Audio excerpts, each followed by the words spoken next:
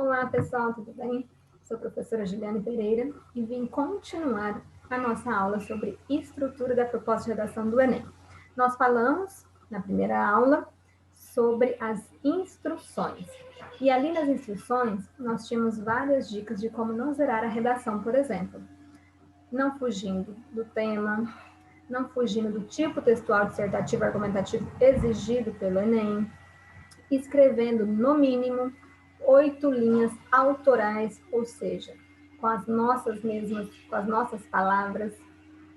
Vimos também que o Enem zera a redação se houver parte desconectada do seu texto, ou seja, mensagens que não fazem parte da discussão proposta por você.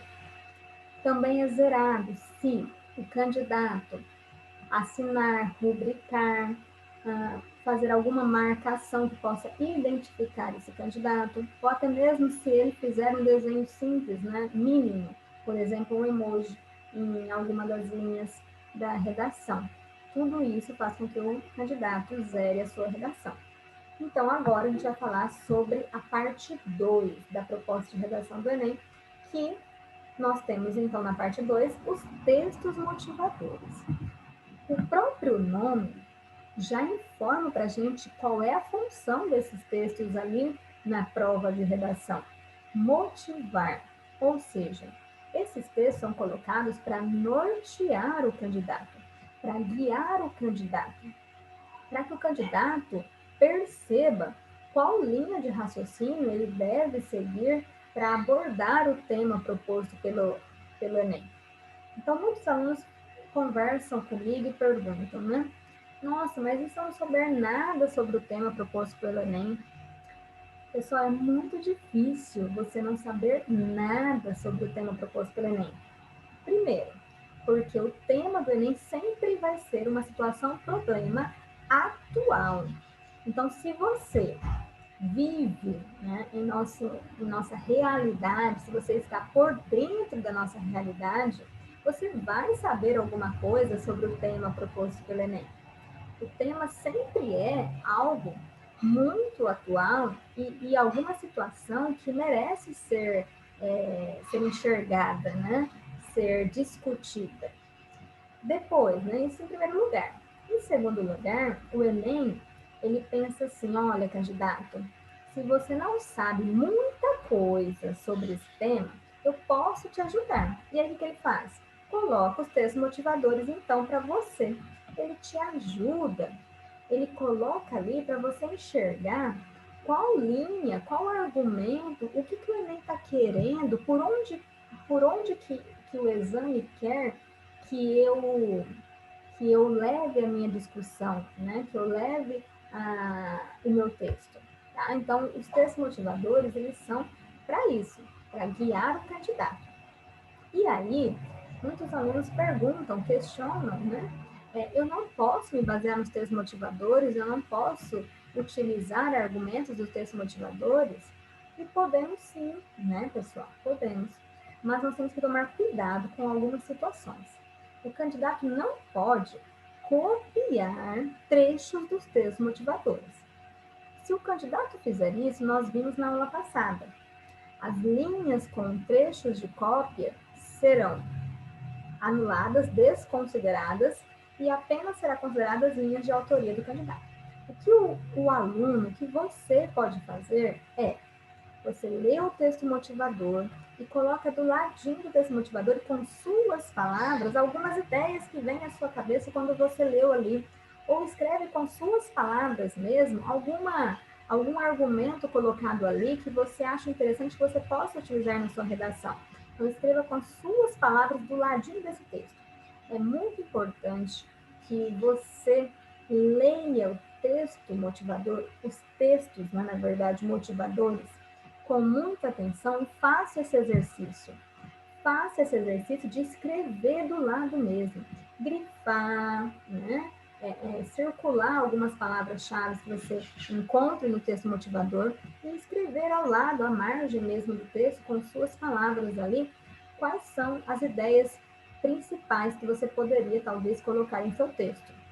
Importante a gente ressaltar o seguinte: se o candidato ficar preso apenas aos textos motivadores, isso quer dizer o seguinte, né? O candidato não está copiando o texto de apoio, mas ele está preso, ou seja, as ideias do texto do candidato são as mesmas ideias dos textos motivadores, mesmo que estejam escritas com suas palavras. O que acontece? Acontece que, na competência 2, por exemplo, que analisa o tema, a estrutura e o repertório sociocultural do candidato, nessa competência, o candidato será penalizado porque ele não apresentará repertório sociocultural de uma outra área do conhecimento que não esteja ali no texto motivador. Isso vai fazer com que a nota do candidato não seja 4 ou 5, porque ele não está apresentando repertório sociocultural diferente dos textos motivadores. Ele somente apresentou as ideias do texto motivador. Então, isso faz com que ele alcance níveis menores, níveis baixos, na competência 2. Por isso, a importância da gente extrapolar os textos motivadores. Em pelo menos um momento da sua redação, você só precisa apresentar na sua redação um repertório sociocultural, desde que esse repertório sociocultural seja legítimo, pertinente e produtivo. Legítimo, que ele seja válido, que realmente seja um repertório sociocultural. Então, não vale aqui você falar assim, de acordo com minha mãe, o cinema é muito importante para a sociedade. A sua mãe, infelizmente, não é um repertório sociocultural legítimo, não é um repertório sociocultural válido. Então, nós temos que apresentar um repertório, né, que seja legítimo, pertinente, que esteja dentro do tema, ou seja, que esteja relacionado ao tema proposto pelo Enem. E produtivo, que esse repertório seja linkado, ou seja, esteja relacionado com a sua discussão no texto, que você consiga colocar esse repertório e fazer uma relação com a discussão que você está propondo.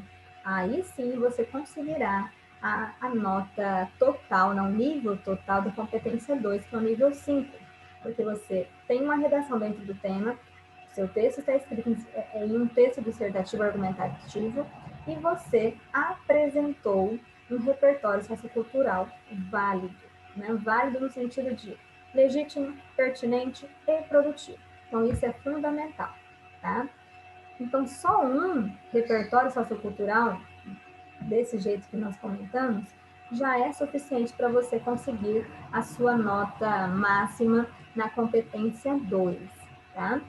Para a gente deixar bem claro qual a função dos textos motivadores, então, entender o recorte temático proposto pela banca de elaboração do Enem.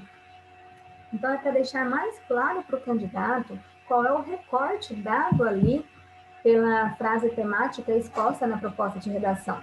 Depois, encontrar algum tipo de ideia ou linha de abordagem para a dissertação. Então, o texto motivador é para ajudar o candidato. Nós não precisamos ter medo de utilizar ideias que estejam nos textos motivadores. Nós podemos sim utilizar as ideias que estejam ali nos textos motivadores, mas também nós precisamos ir além. Então, nós precisamos pelo menos de um repertório sociocultural diferente do que está ali, para que a nossa redação seja bem avaliada na competência 2. E, por fim, dar um norte, um guia para o aluno. É uma ajuda, né? É como se eu nem falasse assim, aluno, você não consegue pensar muito, você não consegue pensar em muitos argumentos relacionados a esse tema, não tem problema. Vem comigo, segura na minha mão e vem comigo que eu vou te ajudar. Leia os textos motivadores com atenção que você vai entender melhor.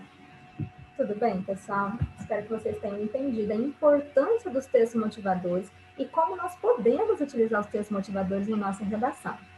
Bora estudar e praticar. Até mais!